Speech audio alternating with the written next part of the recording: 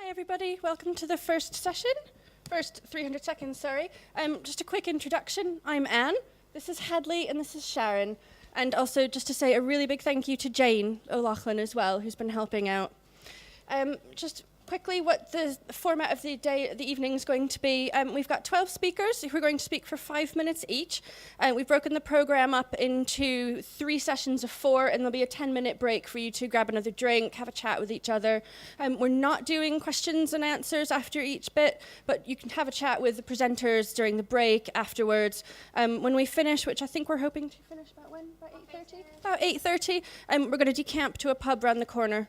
I don't have the details of that, the Crown, and we can carry on discussing then. So for now, just sit back, listen, learn, and engage. And I'm going to hand over to Hadley, Sharon, sorry, who's going to tell us a bit of why we've created 300 Seconds and all of that. Yeah.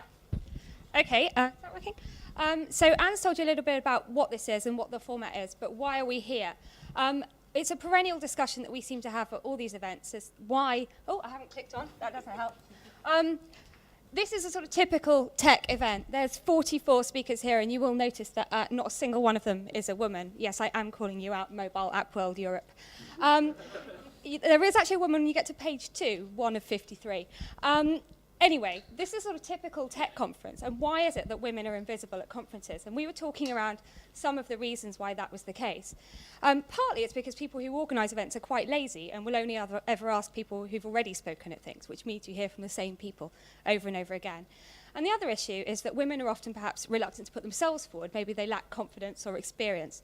So we had this discussion over and over again at various events, and Hadley and I and Anne decided, well, instead of just talking about it, maybe we ought to do something practical.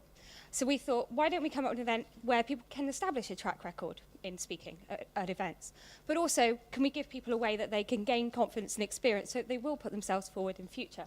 And that's what we're hoping to do here today. I'm going to pass over to Anne, to Hadley. Sorry, we're getting this all wrong, aren't we? Yeah, so much for rehearsing. Digital and technology as industries need all types of people. We need creative people. We need different points of view. If we're building tools or creating programs to change the world, we need much of the world actually involved, providing input. And we knew loads of people with great ideas, but as Sharon just said, we've heard from many of them, public speaking isn't my thing.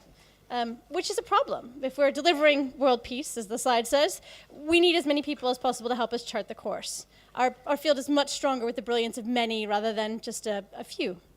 So whether that translates into public speaking or contributing in meetings or blogging or sharing something new, we wanted to help encourage everyone in the community to share their own ideas. And we thought that the best way we can contribute to that is helping some of these amazing people become better speakers. A lot of which boils down to practice, which is why we're here. We wanted to let people have a go in a friendly environment where they could talk about areas where they're knowledgeable in, not necessarily work. In fact, it's probably a bit more fun if it's not work. And get some conversation going, share interesting thoughts about stuff that you might not have spent any time thinking about, and get used to presenting as an activity. We don't want to be exclusionary. This is not just for women. I think there are plenty of underheard voices in the community that we'd love to help nurture in as many ways as possible.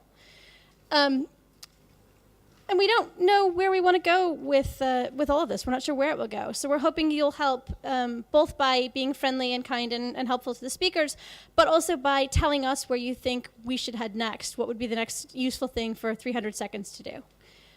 So thank you for coming, and let's get started. First, we have Laura D. talking about folding Drupal. And a quick bit of housekeeping. We are recording these, although some of our speakers have asked to not have them go on the web, and that's fine. Most of them will be broadcast. So speakers, please make sure you speak into the mics. Just ask people to say their Twitter name before they speak for live tweeting. Brilliant. Please say your Twitter name before you speak. So it's this one. We're not live blogging, but we will be doing a Storify after the event. So if you use the hashtag, it's #300SECS, because 300 seconds doesn't quite work. And we'll pull that together after the event. Thank you.